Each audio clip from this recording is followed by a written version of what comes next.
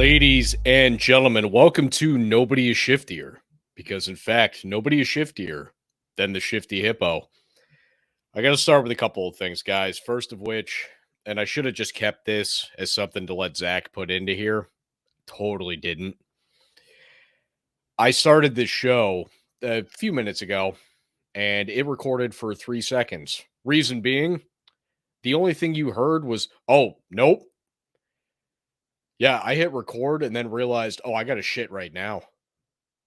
Yeah, that happened to me. And here's the funny thing. I just thought about it for the first time like 2 days ago. And of course, I jinxed myself. I was like, huh, I've never run into that where I've had this shit in the middle of the show. I no sooner than hit record did it hit like, oh, no, I got to go now. So I apologize to the audience that doesn't get that little 3-second snippet. It would have been funny. Everybody could have enjoyed it. The second thing that I want to get into before we get into the show here, I just worked 14 hours yesterday. I started my day at 8 a.m. I left at 10 p.m. Or I clocked out at 10. I actually didn't leave for about another 40 minutes either, just because I was there wandering. Not doing anything off the clock. Don't worry. Just was there. But it's okay. Got my big gulp. Got my beer. So I have all of my comforts. They're all around me. They surround me. And you can expect plenty of breaks because we got ourselves a hell of a show here.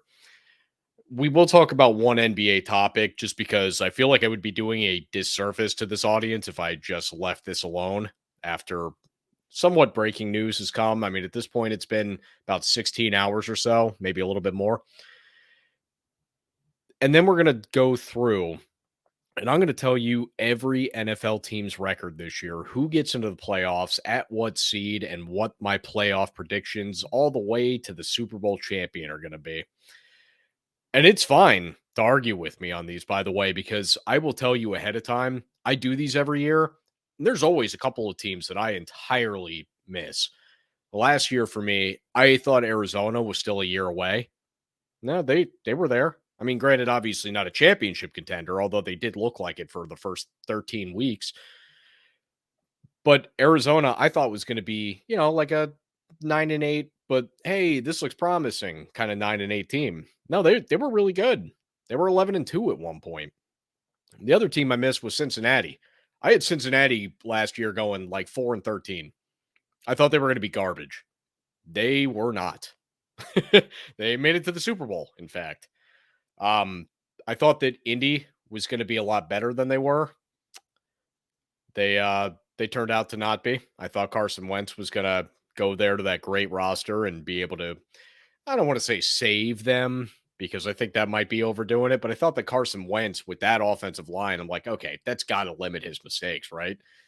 Oh, no, he just does Carson Wentz. Okay. So this year, I'm going to lay this out with the information that I have. There are obviously going to be teams, and I even have some in mind that might be teams that are going to be better than I'm predicting. And I also might be looking at a team that I think might be just way better than they are. Additionally, keep in mind too, there are always teams. There's always like 3 or 4 where their quarterback's going through an injury. Sometimes they play through it. Sometimes they're just straight up out. So like last year, I had Baltimore really high. Well, Lamar Jackson goes down. They don't win after that. Okay. So you can't predict that ahead of time. I'm not going to say, hey, I think Lamar Jackson goes down in week 6. This is under the assumption of healthy quarterback play. And granted, that can always change. Russell Wilson last year wasn't anticipating that. So there's going to be all sorts of things that will be different. So it's fine to argue with me about these. I actually really enjoy those kind of conversations.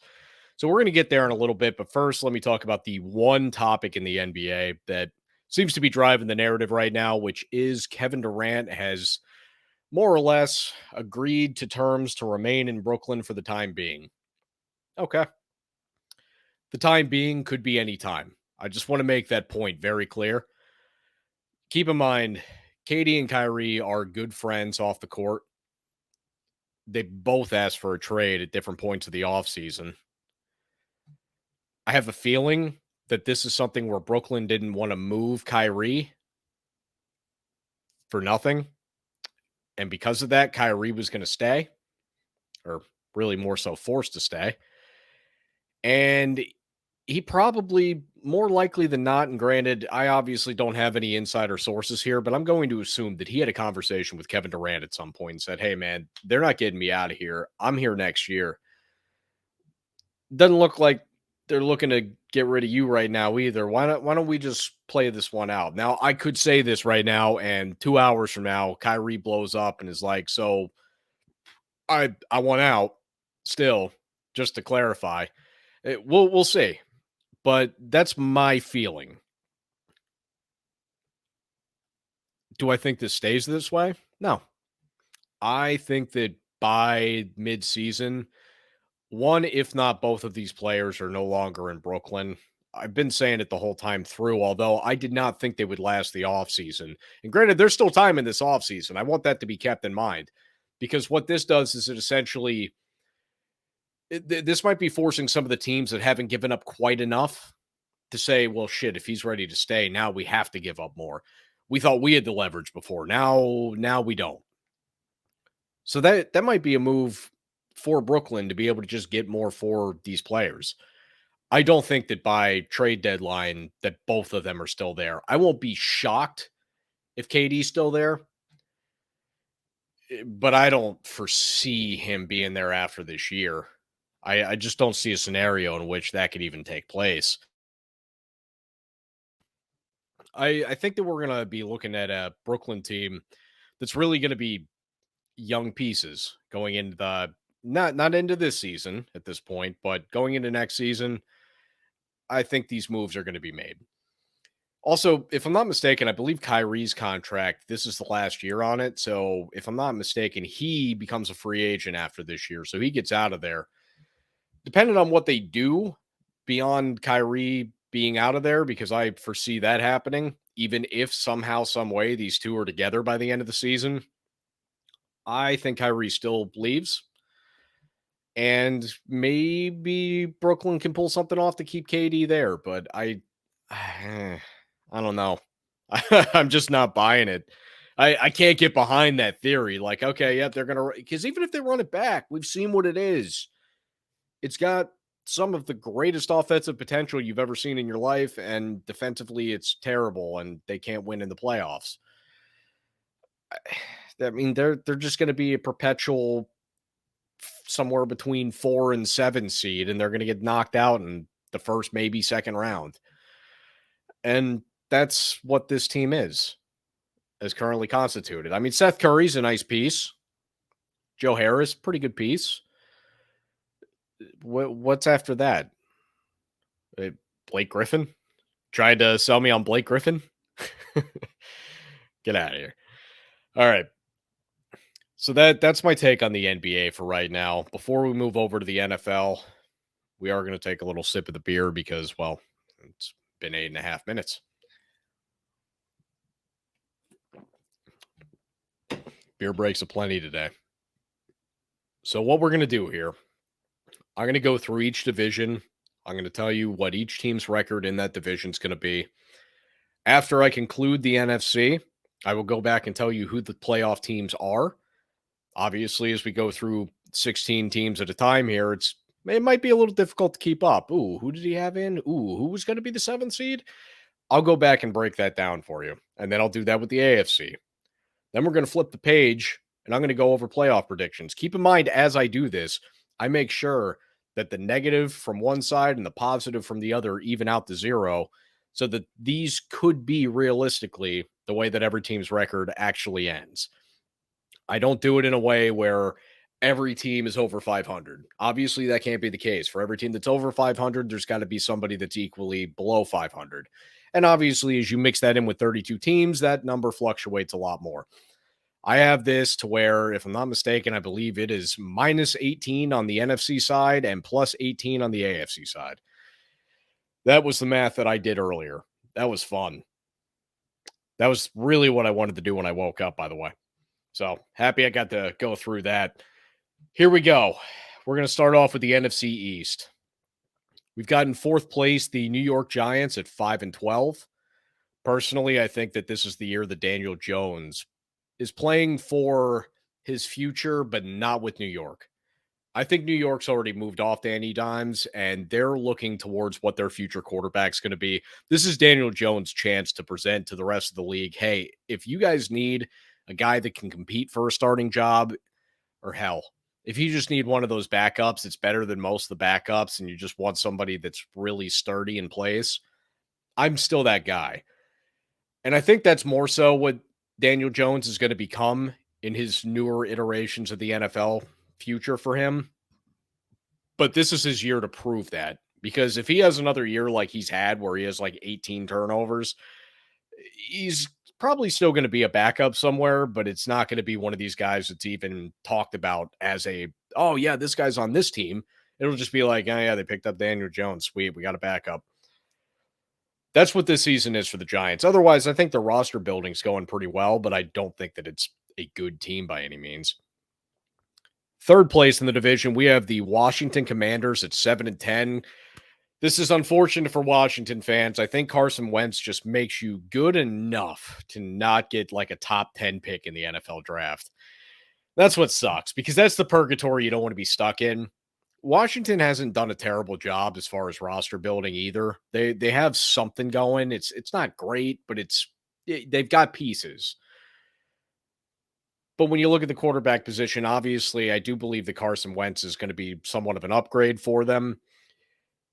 Can he bring the team playoff good? You know what? Honestly, he probably could. But do I think it's going to happen? I'm leaning towards no, but if there is any year where any bad team can make it, the NFC this year is that year, because there are not 7 good teams as far as I'm concerned. Number 2 in the NFC East, we have the Philadelphia Eagles at 9-8. Now, the Eagles were a tough one for me because they actually, as I look through their schedule, they could go 11-6. They play a lot of bad teams.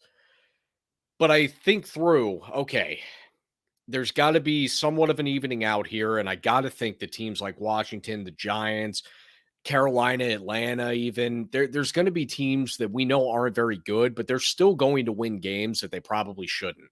So if they're going to be a little bit better than me going through, I went through all 32 team schedules, and I said, okay, win, loss, win, loss, win, loss. And a lot of these I came out on the higher end because anything that was close, I just gave to the team. I'm like, okay, so we'll start you off here. We'll start you off here. And then we're going to cherry pick from there, with the exception of the really bad teams, in which I made, like, I had 2 1-16 teams when I started doing this by doing win, loss, win, loss. And I'm like, there's not going to be 2 1-16 teams. It's not going to happen. I don't even have 1 in there. So I had to look at that, and I'm like, so if they're going to win some that I don't think that they're going to win, who are going to be some of the teams that are going to lose some that I don't think that they should lose? Philadelphia was like the first team that came to my mind. I'm like, you know what? Philly, they're not going to be an 11-6 team. They're just not. It's not going to happen. It's not in the cards. The schedule's laid out for them to do so, but I don't see that team being that kind of good. I do think that they are an above 500 team against the schedule that they play this year. Number 1 in that division is the Dallas Cowboys at 11-6.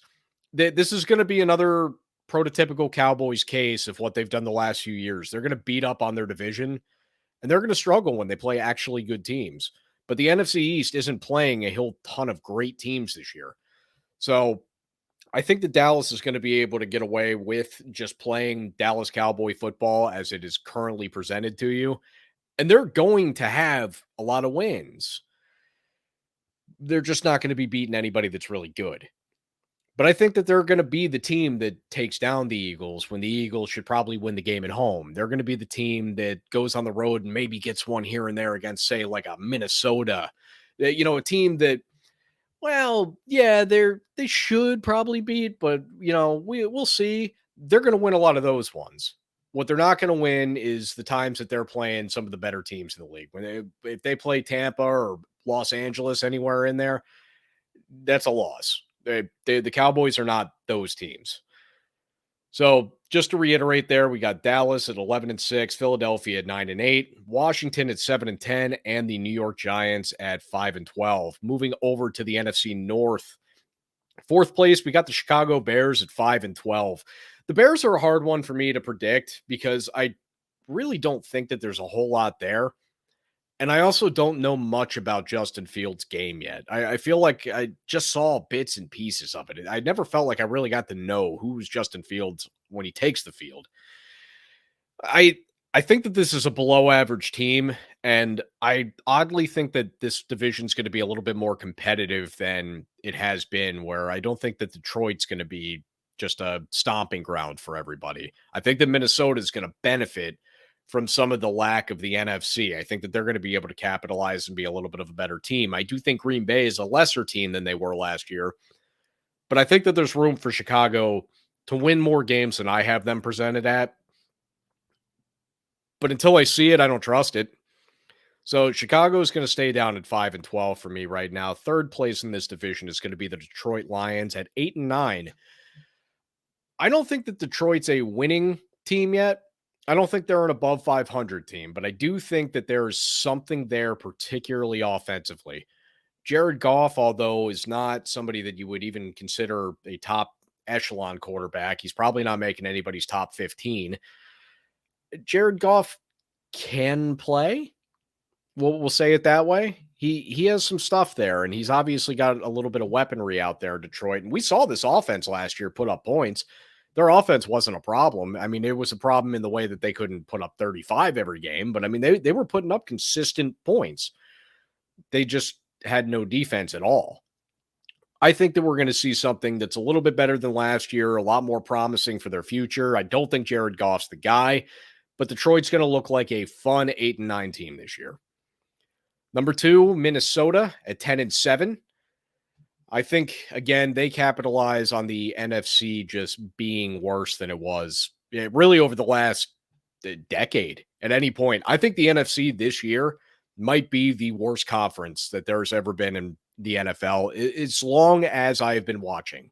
Let me preface that because I wouldn't be able to tell you as much as I know about the history of football. I do not know exactly how every team finished in 1992. I'm sorry.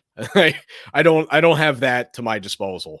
But I would say since about 2002, I probably got it. So what I would say is from that time frame, I don't think I've ever seen a conference as bad as the NFC is this year. I have seen divisions that are worse than the divisions currently in front of us. I mean, my Seahawks won one of them back when they won at 7-9. So that obviously then leaves Green Bay at the top there. I got them 11-6. I wouldn't be shocked if they actually win less than that. I do think they win this division. Because if anything, if they win less, I think that also probably means that Minnesota and Detroit will be winning less. I think one way or another, Green Bay ends up on top of this division. But keep in mind that Aaron Rodgers is throwing to guys that have like combined 60 something catches in the league outside of Sammy Watkins, who knows what that looks like. So I've got this division, just to reiterate: Green Bay at 11-6, Minnesota 10-7, Detroit 8-9, and Chicago at 5-12. Pretty boring division. Frankly, really the first two are. Now we finally get the first good team as we move over to the NFC South. However, they do have 3 other teams in that division. I have the Atlanta Falcons finishing at 5-12. Marcus Mariota, I might as well just say right now he's questionable for every week because he is somebody that you can almost predict there will be some type of injury. Marcus Mariota is not somebody that plays 16 games a year, or at this point 17, and we will get to see oh my God, I'm blanking on the kid's name, the rookie that they drafted, Desmond Ridder. So we'll probably see him at some point. Who knows what he actually looks like in his rookie year in the league, because I heard that he's somebody that you can anticipate there's going to have to be a lot of work done for him to really predicate his game the way that he wants to within the NFL systems. But on top of that, you take the Calvin Ridley suspension. So now it's Kyle Pitts and what? Like, is it just going to be Kyle Pitts all over the place? I mean, he's incredibly talented. Maybe it is, but I don't see this team winning a lot of games. This was a team that actually, this was one of the ones that I had at 1-16 when I did the win-loss thing going through their schedule. I can't picture them being that bad, but I wouldn't be shocked if 5 wins is too many for them. That's where I place them.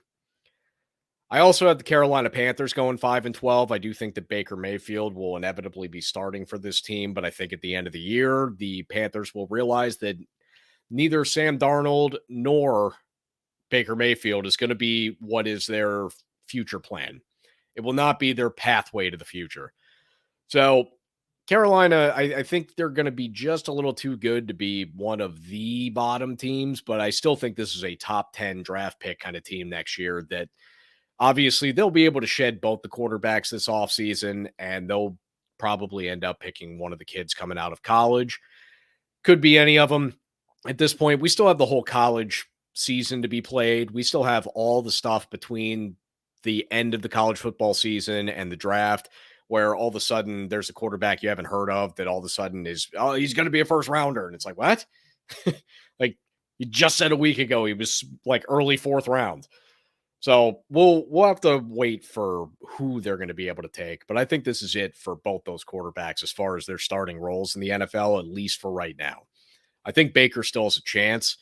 Sam, I think he's already going to be a backup. I think this is it for him. I got New Orleans, number 2 in this division at 6-11. New Orleans has still a pretty damn good roster from even the days of Drew Brees being there, to where I could see a scenario in which maybe Jameis Winston can make it work there. Maybe. I mean, Coach Sean Payton's not there anymore, so I don't know that he's got necessarily the offensively minded guy that's going to be able to guide him in the right direction. He might come out and throw another 30 for 30 season, but I see this team being just meh. Like they're too good defensively to get blown out by a lot, but they're also not gifted enough offensively to be able to just take the roof off. And I think we're going to see a lot of like 24-16 games. It's just going to be, watching them this year. At least in my estimation. I know Jameis does take chances, and I also do realize that Alvin Kamara and Michael Thomas are pieces that Jameis Winston has. But I mean, we've seen Kamara. He's very good. Yeah, has injuries here and there, but most running backs do. And we haven't seen Michael Thomas in a while. I don't know what Michael Thomas we're going to be looking at or how his connectivity to Jameis Winston is. So I'm not putting too much into New Orleans. Now, number 1 here, obviously, we do have the Tampa Bay Buccaneers at 12-5. So for the Bucs, I struggled a little bit with them because I keep trying to talk myself down on Tampa, saying, look, they're not going to be as good this year. They've clearly lost some pieces in the offseason. They had their guard that retired. Gronk retired. There was somebody else, I believe, they lost in free agency. Obviously, Antonio Brown's not going to be there, which as much as I didn't buy much into Antonio Brown being a big deal in Tampa, he did actually play a significant role, at least for the time that he was there. So I think that Tom Brady's ultimately going to be able to still make this work just fine. And there's also a lot of talk with him, that he was trying to make his way not in Tampa for really the last 2 years now. I think that there is a way to think, oh, well, Tom's head's not in it. I'm going to tell you something about Tom Brady. Tom Brady is now fully committed. He's taking his time off right now. When he comes back, he's coming back guns blazing. The guy's going to be ready to go, and he's not taking any steps off here. So when I look at the rest of the NFC, again, doing the win-loss thing with Tampa, I'm like, well, shit, he's going to win like all the NFC games because they're just better than all these other teams, and it's not really that close. The only team that's close is the Rams. I'm not worried about any of these other teams playing against Tampa. So I got them going 12-5 just because I think that they have to not be better than that. Like, I have a hard time telling myself that Tampa's going to be better than 12-5 just because of all the building factors that they've had in their offseason. But when I look at the schedule, I'm just like, Tampa's better than all of these. So they were a little bit hard for me to actually judge, but I think I got them in the right place here. NFC West, We got Seattle coming in last place at 4-13, worst team in the NFC. I'll stand by that. I legitimately do think that that's going to be the case.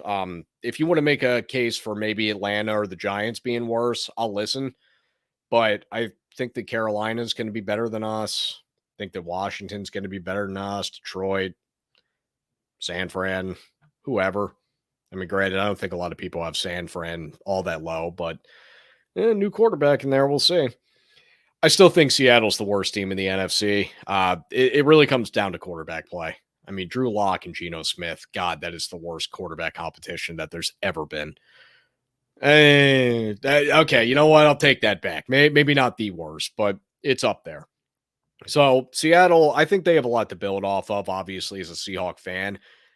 I'm okay with them doing terribly this year, but I do actually see a scenario in which we have a great future laid out for us because all we have to do is be bad this year, which we're clearly in on by who we have as quarterbacks because there's opportunities and there's been opportunities to get other quarterbacks that would make us better, but they would make us like a 500 team, which is what you don't want to be if you're rebuilding. So I'm good with this, and I will stand by this. We are going to come in fourth place in the NFC West. We are the worst team in the NFC. Hell yeah.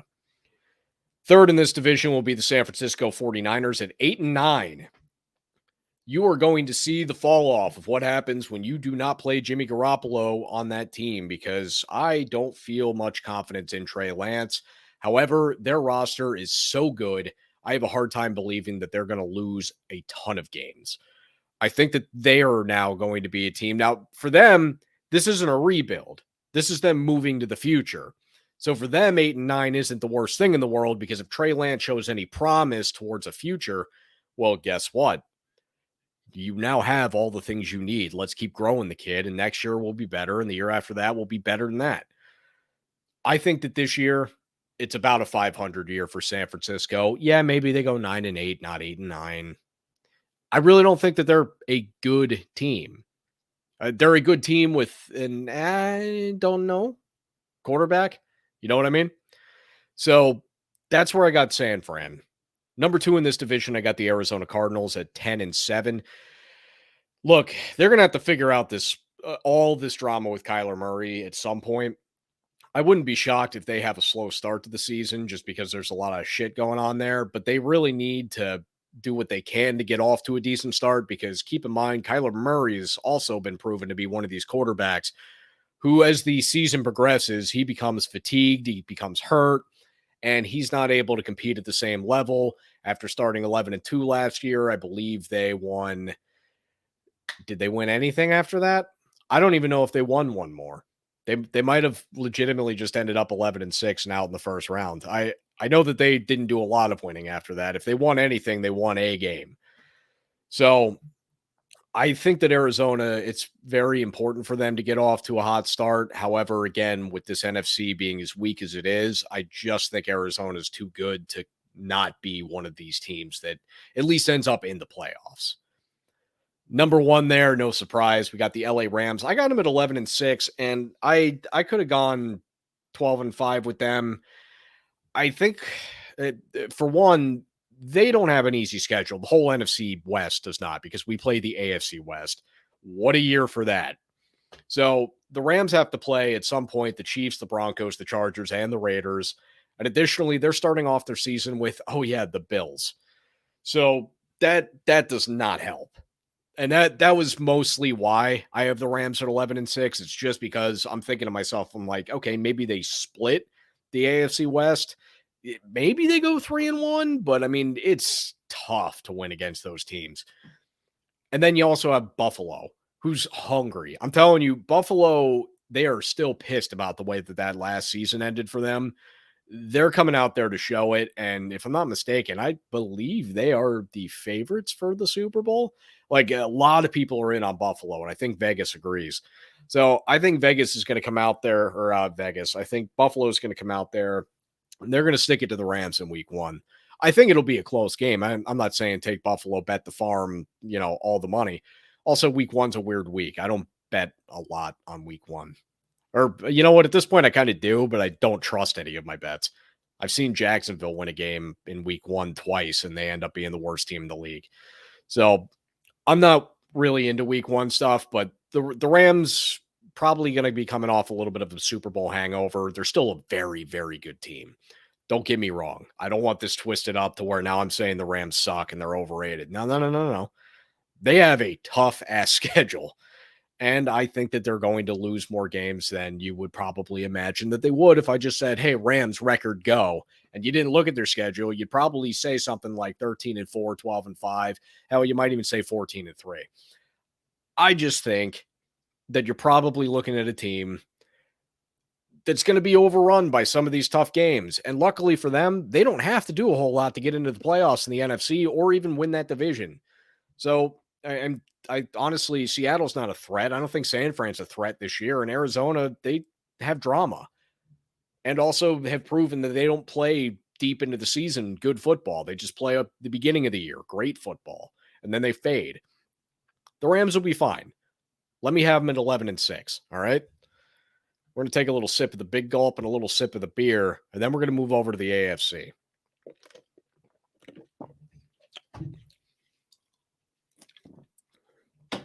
Pepsi and beer, going to be honest, they don't actually they don't go well when you do them one after the other like that, but I need them both. All right, work with me.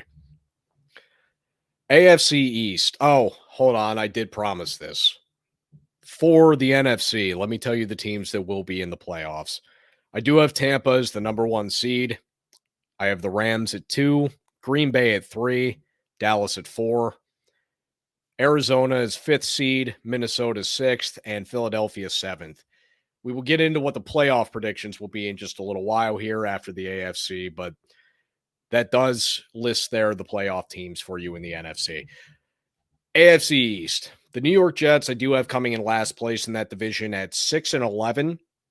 But I think it's going to be a very uplifting 6-11. I think the Jets are going to be looking towards the future with a lot of promise. Keep in mind they play in the AFC, which unlike the NFC means you are playing tougher teams very regularly. I think the Jets are going to have some struggles there. And keep in mind, there's really not a bad team in their division. So I don't think that necessarily New England's great. I don't think the Miami's necessarily great. Buffalo's great. You're going to have a hard time winning those games. And then when you look at the other teams in the AFC that they're going to be playing, well, most of them are good. And I know that the Jets are playing as a last place team schedule so that they'll have games on there that are Jacksonville's and Houston's, and they should win those. I really think they should, and I think they will. But there's going to be enough tough games there that I don't think they're going to be able to do a lot of winning this year, but I think you get to see promise for the future. I have New England coming in at 8-9. Yeah, how about that? Picking the Pats to be under 500 for the first time since, 2002? Like, it's crazy.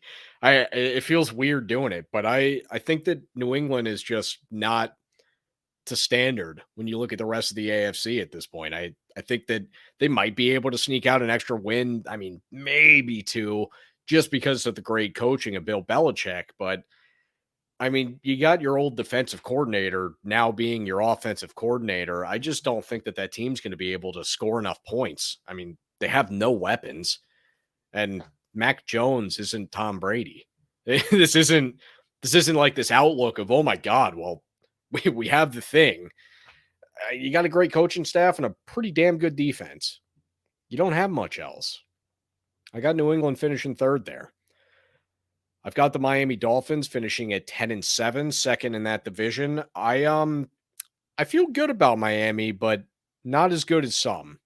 There's a lot of people telling me that Miami could be like a 12-5, 13-4 kind of team. I don't see that. If anything, I might be overrating the Dolphins by doing this, because if Tua doesn't have it, then you are in a real situation here. You're in a spot where you have all this speed and talent around him and you don't have the guy. And you're going to find out this year. You're going to find out one way or another. What I think we're going to find out is he can play, but he's not elite. I think that's exactly what we find this year. And thus the team will follow suit. They will not be an elite team, but they'll be pretty good. 10-7. Number one in this division, I got the Buffalo Bills, 13-4. Buffalo's going to be on a warpath. They're going to be crushing people. If anything, I wouldn't be shocked if they win another game that I gave them. But Buffalo's here to play. I don't think I need to explain why. Obviously, we know everything that they got going on. It's been the same team for the last 2 years. It just keeps getting better. I think we're going to keep seeing the same thing. We're going to move over to the AFC North, where I have the Cleveland Browns finishing in last place at 7-10. The AFC's tough. You got to go your first 11 games with Jacoby Brissett. I mean, yeah, you could win some of those. And granted, I think they will. I think they will win some of those. I actually think that when they start doing their losing is when Deshaun Watson comes back, because keep in mind, look at how rusty he has looked just in his little bit of preseason time. He's going to have to do that in real game action against everybody's starters. I don't think they're going to be doing a lot of winning when Deshaun Watson first comes back. I think it's going to be next year that you start seeing any life in the Cleveland Browns offense.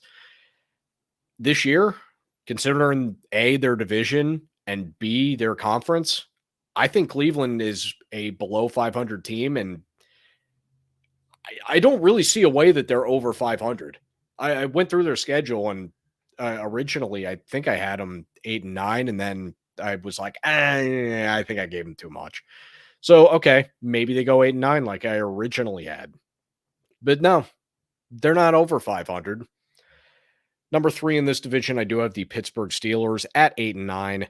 I want everybody to keep something in mind, because I know everybody's blasting their quarterback room. Trubisky sucks, even though he's got a winning record.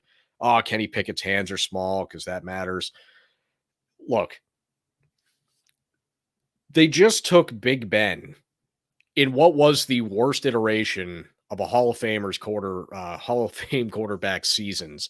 His whole career, that was the worst one. Yeah. I know when I say Hall of Famer, you're thinking, well, his worst season still couldn't have been that bad. No, it was pretty damn bad. I mean, he struggled to throw the ball more than like 10 yards at the end there. You're bringing in new life there. I think that having Mitch Trubisky back there already makes this team better than it was last year. The only problem is, again, when we talk about how damn good this conference is, Pittsburgh's going to run into too many buzzsaws. I think they are legitimately better, and I know they made the playoffs last year. It's not going to happen again because they shouldn't have made it last year. It's not going to do the same thing this year. It's just not. It simply will not happen. But the Pittsburgh Steelers are actually better than they were a year ago. I just need everybody to keep that in mind. So when I have Pittsburgh at 8-9, don't tell me, no, they're going to be shit. They're not going to be shit. Mike Tomlin keeps a very good team. They have a very good roster, and they just improved at quarterback. Yes, it's still only Mitch Trubisky, but that's still better than what Big Ben just was. Number 2 in this division, here to shock all of you, I have the Cincinnati Bengals, but not because of where I have them in this division, but I have them going 9-8.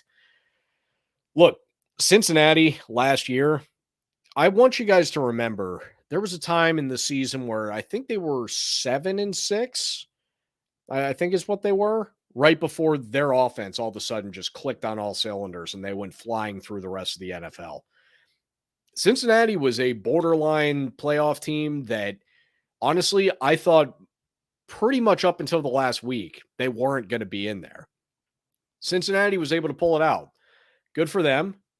I just don't really see where Cincinnati comes back this year. And even though they have improved their offensive line, you see this a lot where a team that just goes to the Super Bowl, well, they take a little step back, especially the loser of the Super Bowl. I think that comes back and plays in with Cincinnati. I hear a lot of people telling me this will be the time that doesn't happen because they're so young, they're so good. They're still going to be an electric storm offensively. I have no doubts about that. I really don't. But can they win? When I look at the rest of the teams in this conference, I think that they lose a solid bit of those games. And I have Cincinnati outside the playoffs. Yep. No Bengals this year in the playoffs. No Joe Burrow. And it's not to hate on him. I think Joe Burrow is a top tier quarterback in the NFL. He's great. But I think that Cincinnati overachieved last year.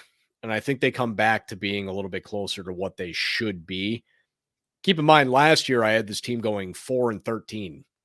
They made it to the Super Bowl. I just want that to be noted. That's how much I think they overachieved. I think that this year they returned to about what they should be. Number one in this division, I do have the Baltimore Ravens at 12-5. This is obviously if Lamar Jackson can remain healthy throughout the year. I think that Baltimore's got a real thing here. The only thing that worries me is that outside of Mark Andrews, they really don't have a lot of weapons. And I think that that's going to come back to bite them come playoff time. But I think as we move throughout the regular season, they will be able to have a lot of success. Obviously, it is difficult as hell to game plan playing against Lamar Jackson because there's nobody in the league that does Lamar Jackson except for Lamar Jackson. I think that that by itself is enough of a weapon that as long as he stays healthy, this team is one of the better ones in this even better conference. So I've got Baltimore up at the top there at 12-5. Just to reiterate this, Cincinnati at 9-8, Pittsburgh at 8-9, Cleveland at 7-10. We move to the AFC South. Fourth place, I have the worst team in football this year being the Houston Texans at 3-14, and I'm not as confident that they are going to be the worst team in football. But I couldn't find a lot of wins for them. That was the problem. I found like Jacksonville at home. This was the other one where I had a 1-16 team. And I'm like, they're not that bad. But I don't think that they win more than 5. I mean, yeah, maybe 3-14 is too low. Maybe Davis Mills is actually something because he did show signs of being something. I can't tell what it is, but it's something. He might just be Fitzpatrick out here. He's going to throw 400 yards and you don't know if it's good or not. But I currently have Houston as the worst team in the NFL. I have the Jacksonville Jaguars at 5-12. Look, I know they made a lot of offseason movement. I know that they did a lot to improve around the roster. And I know that Trevor Lawrence is entering year 2 with a little bit more help. It's hard to win in the AFC this year. I'm not even saying that this is a team that other years would be 5-12. It might be a 7-10 kind of team. But man, they're going to have to win some games that they shouldn't. And I know that that's the standard for a lot of teams. And a lot of times when you see these teams that come up out of nowhere, Jacksonville, I thought was maybe the best example that I could go for this year as far as me being incredibly wrong, where as I thought like Cincinnati last year, I thought, no, they're a year away from being able to do anything, or Arizona. Oh no, they're a year off from when they can be really good. They might be fine this year, but they're not going to be great. Jacksonville could be that team this year. If Trevor Lawrence comes and balls out, then okay, I will eat it. That'll be my mistake. But I know that the guy that's editing this show would tell you right off the top of his head, that is not the guy that's going to come out and ball out this year. Mr. Zachary Murphy would take a look at this team and say, Trevor Lawrence is there. He wouldn't even say Jacksonville. That's one way that I like to do it. I would just say, oh, it's Jacksonville. Yeah, 5-12. Zach wouldn't do that. Zach would just tell you, Trevor Lawrence, 5-12. We're probably at the same place with how good Jacksonville is, but for totally different reasons. I just do it as the whole city of Jacksonville. Number 2 in this division is Indianapolis and 9-8.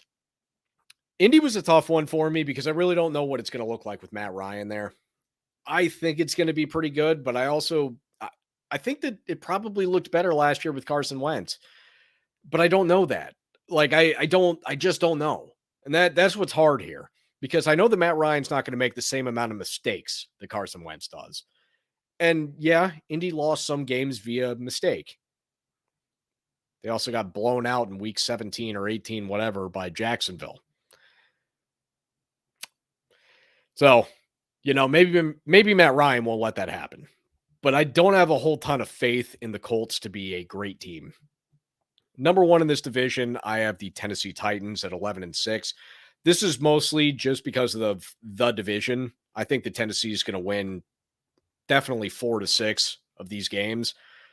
And even when you look around the rest of the AFC here, yes, it's hard to win, but there has to be a winner of this division. And I really do think that Tennessee has something. I mean, at this point, they need to be coming into this season looking to do the two-headed monster running style now with Derrick Henry coming back and Dante Foreman. Because that guy was running the ball not as well as Derrick Henry, but he was running the ball pretty damn well in the absence of Derrick Henry. You alleviate some of that pressure and some of the injury potential from Derrick Henry, and you just hand the ball to the other guys sometimes. He runs good. Like, let it be a two-man monster there. Ryan Tannehill, I mean, okay, you know what you have. It's going to be, for some reason, he's phenomenal in the red zone. Outside of the red zone, he does some stuff. And, he's athletic, so he can run for the first sometimes. Yeah, I don't think the Tennessee is going to be very explosive. I think it's going to be a lot of what you've seen the last couple of years. Just run the ball. If Derrick, you're in again. Like, a guy can't even run to the sideline for a drink of water. I'm surprised they don't play him at middle linebacker.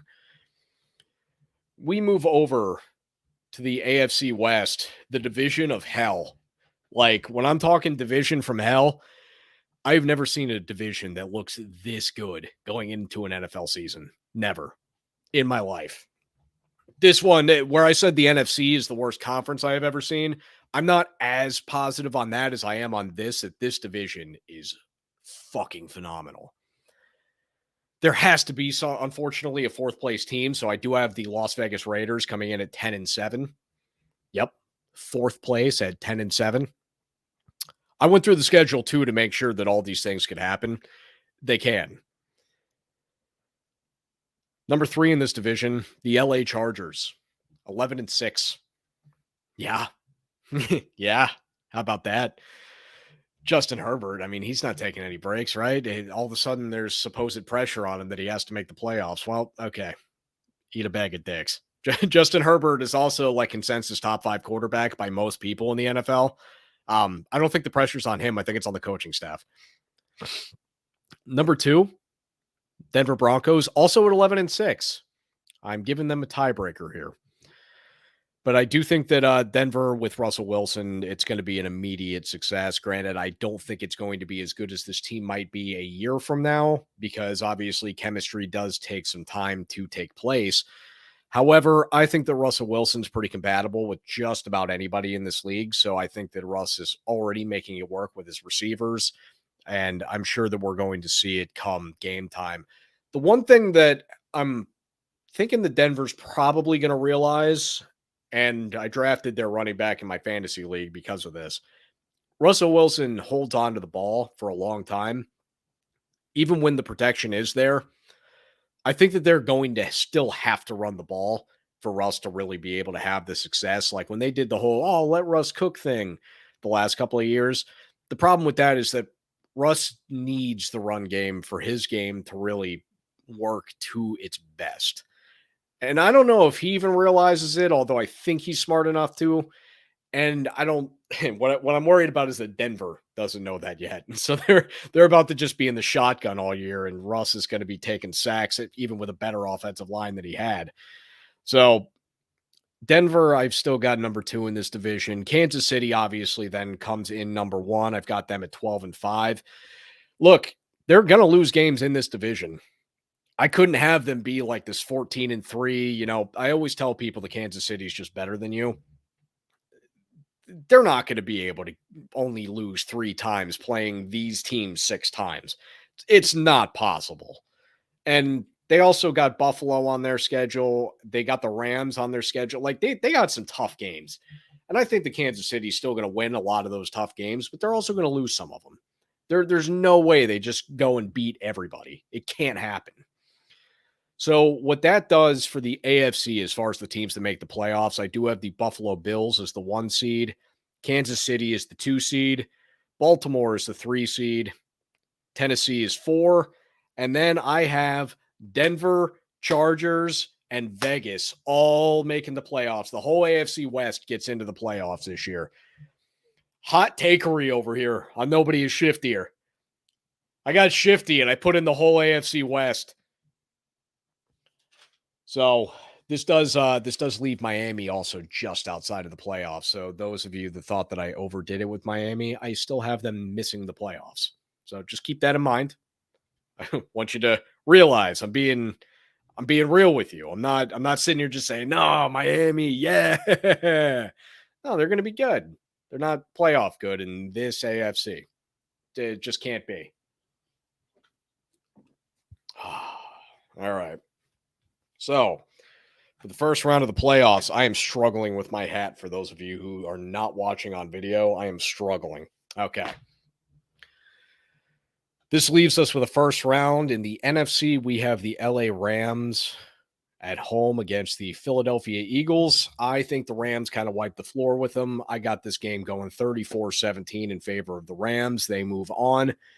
We've got the Minnesota Vikings at the Green Bay Packers. Divisional matchup. Always love seeing those in the playoffs, by the way. I've got Green Bay winning that one 31-27. I think that'll be a close game. And once again, Kirk Cousins comes up short in a big moment.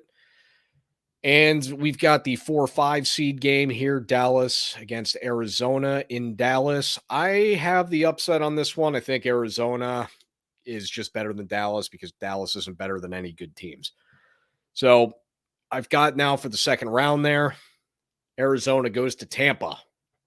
I think Tampa wins this one handily. I got it 38-23. Tampa moves along to the NFC Championship game. The Green Bay Packers head to LA to take on the Rams, and I've got the Rams winning that one 34-27. Aaron Rodgers, I'm sure, will be pissed and probably not happy after that game. And then that brings the Rams over to Tampa, where I'm almost trying to talk myself out of it still, but I got Tampa. I got Tampa winning this one 34-31. Like, Tampa's supposed to be worse than they were last year, and I still have Tampa winning the NFC. I'm like, I understand that sometimes I can get a little bit maybe too high and mighty with Brady, but as I'm realistically going through this, you don't see teams repeat very often. I don't think that the Rams are going to be back in the Super Bowl. And I don't know of any other team in the NFC that can really do it except for the Bucs. I got the Bucs there. In the AFC, we've got the number 7 Las Vegas Raiders going to Kansas City, another divisional round matchup. The Raiders actually played the Chiefs really well. I don't know if anybody's noticed that over the last 2 years. The Raiders keep the Chiefs close. So I've got this game going 34-28 Kansas City's way, one-score game. I don't think that they run away with that one. We've got the 6-seeded LA Chargers heading to Baltimore. This one was tough for me. I took Baltimore here just because I think it's about time that Lamar Jackson gets a playoff win. Or I think did he get one? Something in my brain's telling me he has one. And that's what I seem to remember. But I know that everybody says that he doesn't win in the playoffs. Look, I don't think that has anything to do with Lamar Jackson. I think it's been more than anything else, just that the Ravens haven't been as good as these other teams. But this one was still tough because I think the Chargers are also really, really good. So I could actually see that going either direction, but I'm taking Baltimore here on a flyer. We move over to 5th-seeded Denver, heading to 4th-seeded Tennessee. I got Denver winning 28-16. I don't think Tennessee's in the same league as Denver. I think Tennessee's not exactly Dallas. I think that they are, even though they are less multi-tooled than Dallas is, they're not an elite team. They're just not. So I think Denver's really up there. This brings Denver up to Buffalo, and unfortunately for Denver, as great as they are, Buffalo's on a warpath. Buffalo's going to win that one 34-31, sending them to the AFC Championship game. And I've got Baltimore heading to Kansas City. Keep in mind also, Baltimore plays Kansas City very tough. But Kansas City wins these games most of the time, and they will win this one 31-28, giving us a rematch of one of the best games I have ever watched in my life. Kansas City going to Buffalo. Winner goes to the Super Bowl. I got Kansas City taking it again, 38-35. This leaves us with a Tampa Bay, Kansas City rematch of 2 years ago Super Bowl. Look, I was trying to talk myself into something else, but I just believe in Tom Brady and I just believe in Patrick Mahomes. I really do. I think that like Tom Brady, it's beyond stats at this point. Like Tom Brady he started doing this back when he first took over the quarterback position for Drew Bledsoe. Tom Brady just wins. It doesn't make any sense because there's times when he plays terribly, but he still gets you that game-winning drive. Sometimes, I can't even say it drives me nuts. It's never driven me nuts.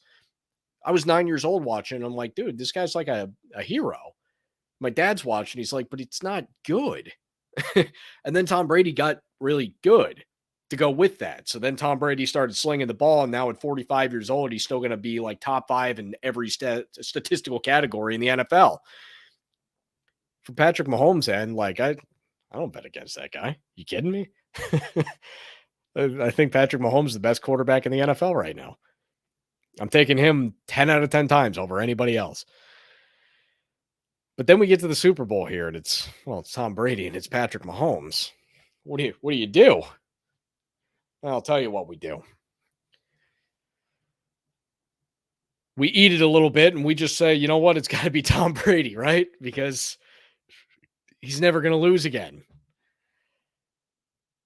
Yeah, I'm taking the Bucs to win the Super Bowl. I will tell you guys quickly, I am terrible at picking playoff games.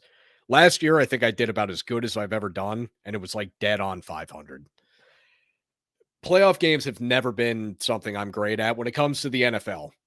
I love picking the regular season. I pick every game every week, and I usually do pretty damn good. Playoffs come, I'm like a 500 guy.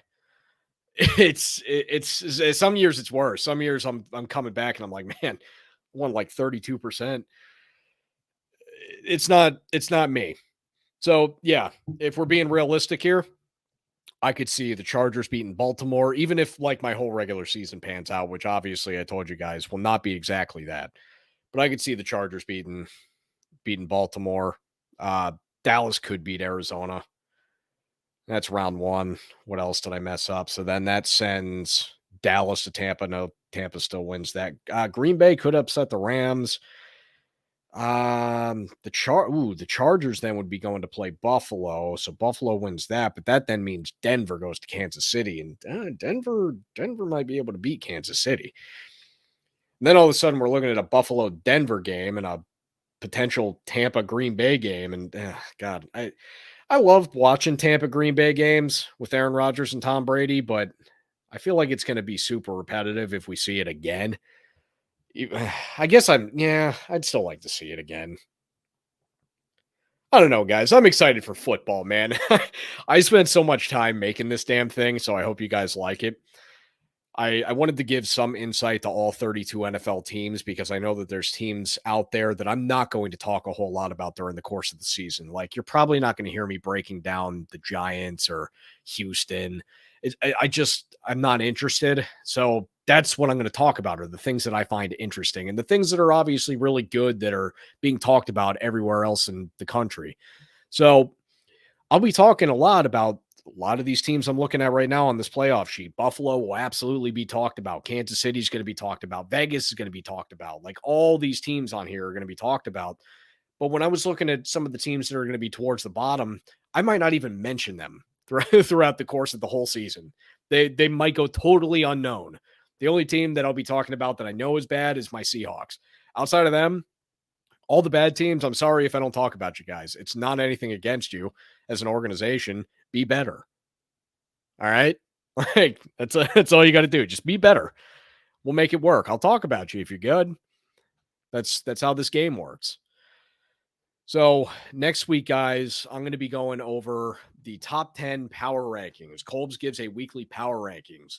And with this, I'm going to talk in depth about each of those 10 teams to a certain extent, just to give you a little bit more than what I was able to give you doing all 32 teams today, where I kind of have to keep it short and sweet. So I basically talk about the quarterback real quick and how I think the roster's doing and then move along.